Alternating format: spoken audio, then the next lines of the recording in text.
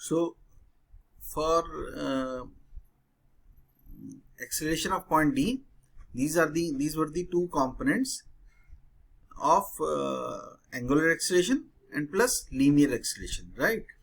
So in this way we have to draw the diagram of this, and that's how we can draw it. So AA is equal to 4 only. Then these are the two other components.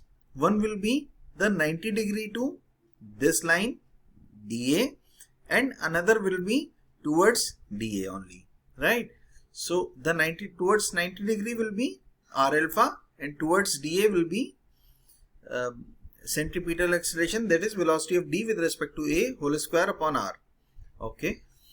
Now for this, what we can say is we have to divide this acceleration and this acceleration into two components, one horizontal component and vertical components, right? So if we do so, we can have this type of diagram. So in this horizontal AA, it is same like that.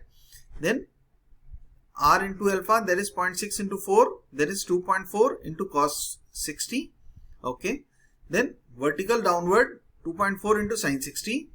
Then on the other side, velocity of D with respect to A whole square upon R, that is centripetal acceleration, that is 15 sin 30 on the horizontal side. Then vertically downward, that is 15 cos 30. So in this way we can divide this particular acceleration and this acceleration into components. Then after that we'll just solve it and we'll find out the horizontal and vertical components of vertical values of it. So in this, if we calculate, the horizontal value will come out as 1.422, that is towards in the negative direction of x-axis, and 14.19 on the downside direction. And if we calculate, then AD is equal to 14.261, right? And by doing this we can easily calculate it, and that's how we can calculate the angle of AD, that is 84.277, right? So in this way we have to find out the acceleration of point D and velocity of point D. See, I'll again revise it for the benefit of everyone. You have to be very careful for doing the velocity. For velocity there will be only two portions of it. For acceleration there will be three portions of it. Of course, for one particular portion it will be only for in case of acceleration, one particular portion will be for linear, but two portions will be for the rotational acceleration, that is the angular acceleration. And for that angular acceleration there will be two components. One will be the tangential one and another one will be the centripetal one, right? So that's what we did, and we have to do the same only. So let us try to solve one more numerical which is based upon this. Okay, this is a numerical. A slender beam AB of length 3 meter, which remains always in the same vertical plane, has its ends A and B constrained to remain in contact with the horizontal floor and vertical wall respectively as shown. Okay. Determine the velocity and acceleration of the end B at the position shown. Okay. If the point A has a velocity of 2 meter per second and an acceleration of 1.6 meter per second square towards the left. Okay. So for this question, what exactly you have to do is, this is the diagram given for this question, and in this question it is said that you have to find out determine the velocity and acceleration of point of end B. You have to find out the velocity and acceleration of end B, and for end A it is like that only, and then VA is equal to it is given VA is equal to 2 meter per second and AA is equal to 1.6 meter per second square. I'm sorry, this it is square, right? So at point A it is like that, and for point B you have to find out. Okay, no issues, we can always do it. But in this, one point is very important. And what is that important point? That important point is that has its ends A and B constrained to remain in contact, it should be in contact with a horizontal floor and vertical wall respectively. मतलब and A मेरा इसी horizontal floor के साथ में ही connect रहेगा और and B मेरा इसी वर्टिकल वॉल के साथ में ही कांटेक्ट रहेगा. That means see there is only one possibility of end B, and that possibility is going down, because end A will move in this direction, forward direction towards this side. Then it is a restriction for end B that it will go down. That is the only possible way, right?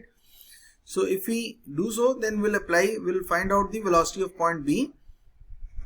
Same way, whatever we did earlier, velocity of B is equal to velocity of A plus velocity of B with respect to A. And same, see, velocity of A like this, 2 meter per second, and velocity of B with respect to A, it should be against the 90-degree angle of it.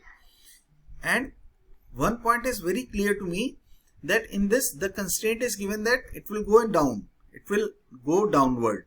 That means velocity of B should be vertical only. So if it is vertical, then I can always draw this triangle, and in this triangle this is the VA, then this is the velocity with respect to velocity of B with respect to A, right, as per the angle whatever is available. So if I follow the vector approach, then I have to find out the velocity of VB, and that VB line will be vertical only, and that's how I can complete this triangle. So if I complete this triangle, in this triangle I know all the angles and I know this side. So very easily I can find out the value of this velocity of B with respect to A and this velocity of VB, right? For triangle we can get VB as 1.55 meter per second and velocity of B with respect to A we can always get as 2.309 meter per second. Okay, so velocity is okay. Same for acceleration. Now if we do the calculation for acceleration for point B also, there will be three different components. One will be the linear acceleration. Linear is this only. Then there will be two more. One will be because of angular acceleration, and these two angular is, one will be because of tangential and another will be because of centripetal, right? So we can draw the diagram like this. This is linear, okay, this is this, and this is centripetal. If we draw the diagram, it should be like this. AA, velocity of and angular acceleration like this, and R alpha like this, right? So in this one point is very clear to me, and it is very easy, that net acceleration of point B is in downward direction only, right? Because B will move on the downside, in the downside direction. So net acceleration of point B will be in the downward direction only. That means the horizontal portion of acceleration should be equal to 0, because the entire the resultant acceleration is in the downside only. So if it is so, that means value of AH should be equal to 0. So from this equation, from this diagram, we'll calculate the value of AH, and then we'll find out the value of alpha, because alpha is the unknown in this case, right? Velocity of B with respect to A we easily calculated from the last section only. Then from this we'll calculate alpha. Once alpha is known to me, then I can calculate the value of, because in this equation.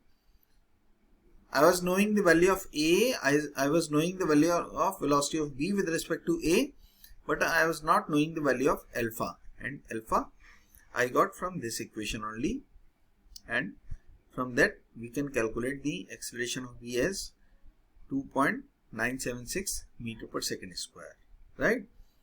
So that's how this is what for general plane motion numericals, and thank you.